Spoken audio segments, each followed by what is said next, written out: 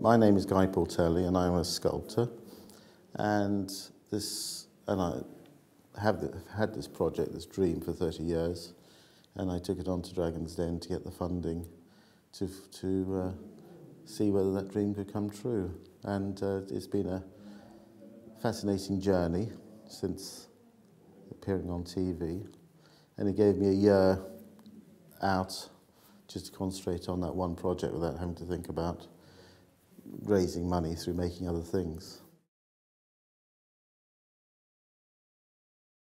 Because I'd started off from the wrong direction to be a fine art student or success story, I had to sort of zigzag across.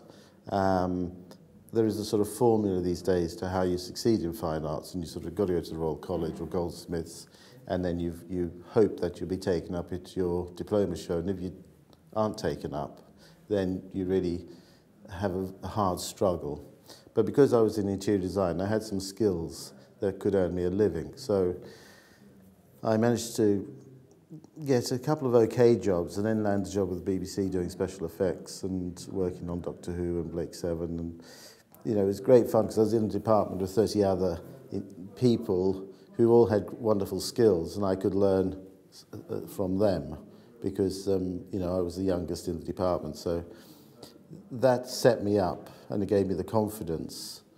And I left there after a fairly short time and set up my own studio. It's quite important, I think, to take the gambles before you have too many commitments. And at the time, it was really just me to worry about. So, to leave and set up my own studio was a gamble, but something that, if it failed, wasn't the worst thing.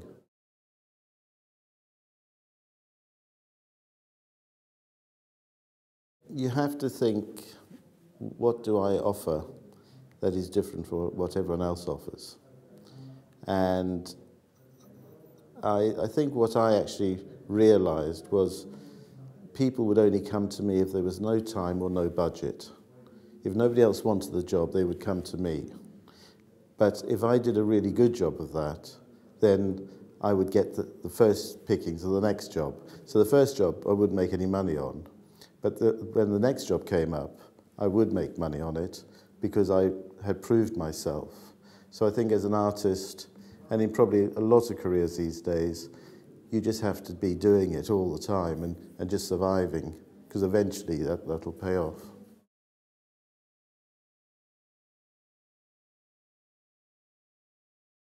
I very often find that when I was halfway through a project, I realised I hadn't charged enough. And this would be a huge dilemma. And I just resolved that if I found myself in that predicament, I would do the job twice as good, because then I would have the chance to earn the money back on the next job. So that was my challenge, really, to make sure that I didn't upset the client or I didn't cut corners, because I knew ultimately that client would come back and then I would earn decent money on the next one.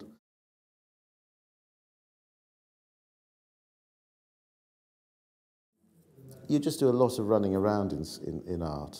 It's, every time I sit on the train, every person I talk to is not necessarily a potential client, but they are potentially a person who knows somebody who was a potential client. I'm a very sociable person, and I find everybody interesting, so it's not difficult for me to chat to people. And you're chatting to them, and I always bring into the subject, into conversation, something about what I'm doing or who I'm working with, because I know that ultimately they'll say, oh yes, my daughter works for this magazine, or my son's an architect, and then that gives you a lead in. So I use every single minute of the day as business. There is no time when it's not a business opportunity.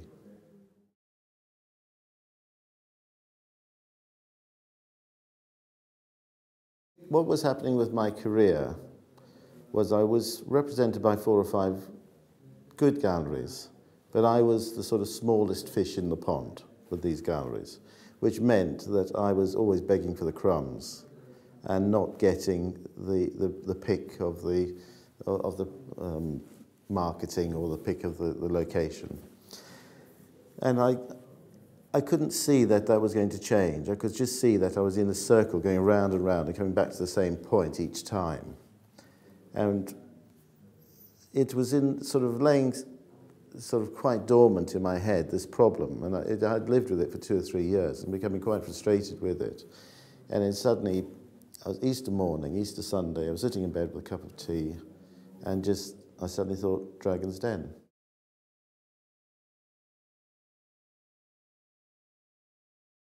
It was hugely precarious for myself because the 5 galleries that represented me would not continue to represent me if I went on Dragon's Den and failed. The art world is based on success, and the whole thing is underpinned by success.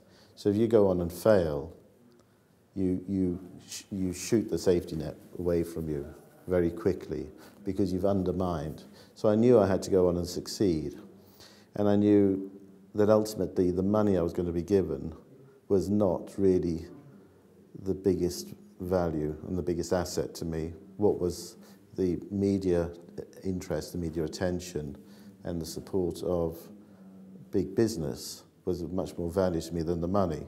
So in a way, I made the offer so tempting to them, they couldn't say no, because I knew the rewards weren't the money, which is why they offered me more money than I asked for, because they could see that I was being very generous with the proposition, and that they actually stood to make a lot of money out of it.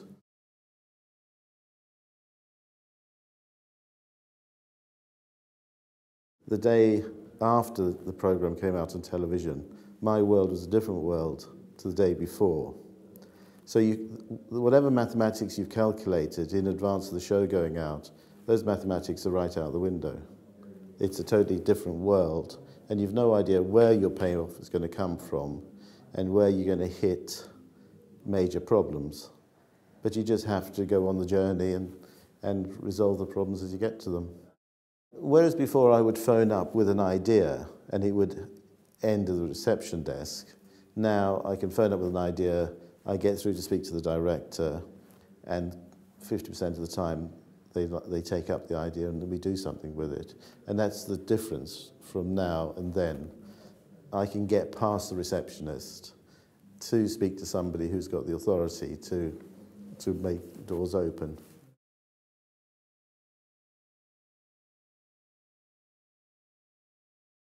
If you're a young artist and you want to survive in the world that we live in, you have to think of yourself as a product. And you have to step outside of your world and you have to look at your world and say, what do I do that is different from what everyone else does? Why do I do what I do? And how can I make that into an interesting story? Because without media interest and media involvement, you just can't survive in the art world.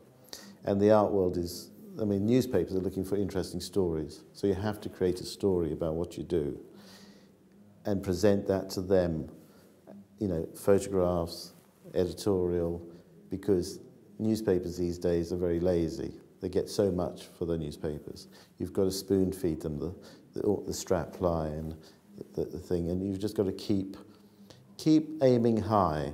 Always go for the big story or the big project. Don't think small.